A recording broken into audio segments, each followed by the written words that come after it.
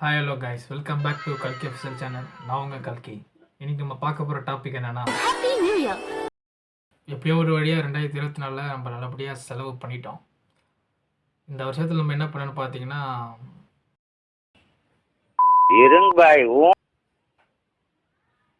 இப்போ 35,000க்கு ஓம்ப வச்சுட்டு பசிச்சாலும் புள்ள திங்காதடா பொட்ட பொறுக்கி.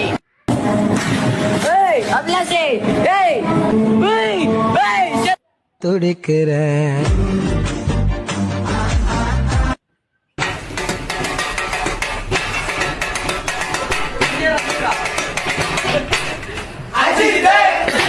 அதாவது இந்த வருஷம் எப்படி போணுச்சுன்றது வந்து ஒரு 30 செகண்ட் ஷார்ட் வீடியோவில் நம்ம பார்த்துடலாம்.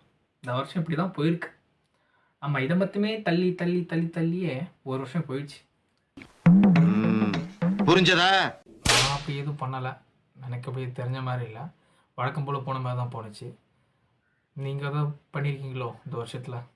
நிறைய பேர் சாதனை பண்ணியிருப்பீங்க. நிறைய பேர் புது புது அரசு பணியாக போய் சேர்ந்துருப்பாங்க.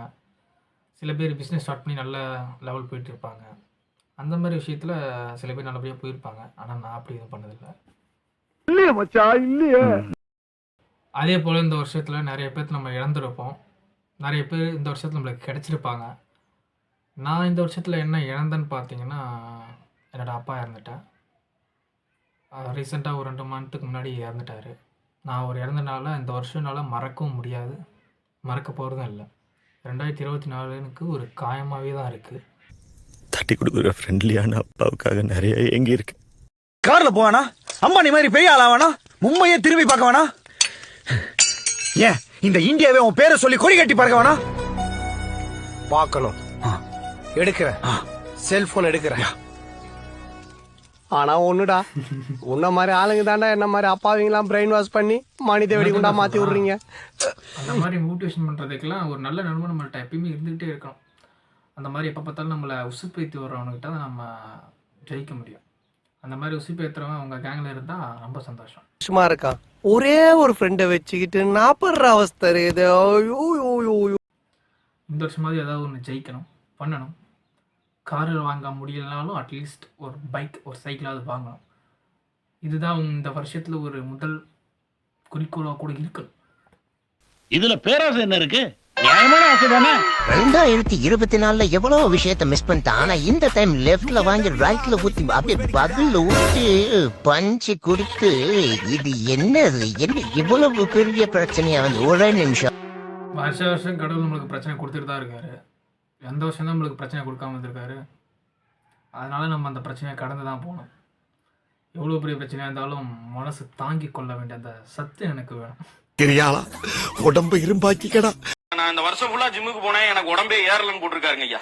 உடம்பே ஏறலையா? உடம்பு ஏறலைன்னா ஒண்ணும் கிடையாது, ஒண்ணு சிம்பிள். பச்சை அரிசியை தானமா கொடுங்க, மாட்டுக்கு 4 வாழைப்பழத்தை கொடுங்க ஐயா. பரிகாரம் மாதிரி தெரியல, கலாய்க்கிறாரா? அவனுக்கு உடம்பு ஏறாததுக்கு பச்சரிசி தானமா கொடுங்க, மாட்டுக்கு இதை கொடுங்க. சம்பந்தம் ஏன்டா கேட்டுட்டு இருக்க அந்த கேள்வி? ஆனா ஜிம் ட்ரைனரா? அவளை விட பிடிச்ச உடம்பு உனக்கெல்லாம் ஏறவே ஏறாது. உடம்பு வாக அப்படி கொல்லியா இருக்க மாதிரியே இருப்ப, திடீர்னு குண்டாயிருவ நீ எல்லாம். அவ்வளவுதான். ஏன்னா உடம்பு ஏறமா ஒரு 5-6 பீர் அடி உடம்பு தான் பாப்போம் ஐயா. அடுத்தது வந்து அதே மாதிரியே ஒரு வருஷமா ஜிம்முக்கு போற உடம்பு குறையலன்னு ஒருத்தர் போட்டுருக்காங்க. இந்த 4 வரைக்கும் 5 சிறுப்படி விழு. அதான் இல்ல, இந்த மாதிரி நிறைய பேர் இருக்கானுங்க. எப்போ கேட்டாலும் மச்சான் நான் டயட்ல தான் இருக்கேன், எனக்கு அது வேணாம் இது வேணாம் அப்படின்னு சொல்லுவாங்க. அப்புறமா தான் பார்த்தா தெரியும், நல்லா அடிச்சு நவுத்துவானுங்க. பிரியாணி, சிக்கன் ரைஸ் அப்படி இப்படி நல்லா சாப்பிடுவானுங்க. கேட்டால் என்ன மச்சான் கேட்டேன், மச்சான் இது கொஞ்சம் தான், நான் டயட்டில் இருக்கேன் அப்படின்னா, ஆட்டா போவீங்களா அப்படின்ற மாதிரி இருக்கும். அவன் இன்னும் திருந்தல மாமா. படு நான் 4 நாள் இருக்கு. இப்படி தாண்டா நிறைய பேர் கிளம்ப வரீங்க. ஒரு வருஷம் ஃபுல்லாக நல்லா தூங்க வேண்டியது, சாப்பிட வேண்டியது, அது இது நோண்ட வேண்டியது, தள்ள வேண்டியது, என்னென்ன தேவையில்லையோ அதை ஃபுல்லாத்தையும் பண்ணிட வேண்டியது. ஆனால் ஒரு கடைசி அந்த வருஷம் முடிய போகிற அந்த 4 நாள் மட்டும் ஒரு பெரிய இது மாதிரி நாளைக்கு டே ஒன் அப்படின்னு புதுசாக ஒரு உறுதிமொழி எடுக்கிறது. அந்த உறுதிமொழி ஃபாலோ பண்ணுறதும் கிடையாது. செய்யறதையும் செஞ்சு விட்டு குடிக்கிறத பாரு, திருவிழாவில் காணாம போன புள்ள மாதிரி. ஹலோ மாமா, ஹாப்பி நியூ இயர். பெட்டர் நான் கொடுக்க நீ அப்பா விஷ் பண்ணது ஒரு தப்பாடா. பாவம் அவன் என்ன காண்டில் இருந்திருப்பான்னு தெரியல. வருஷம் நம்ம செருப்படி தானே வரோம், இந்த வருஷம் செருப்படி தானே வாங்க போகிறோன்ற ஒரு நெகட்டிவ் தாட்லேயே அவன் திட்டிருப்பான்.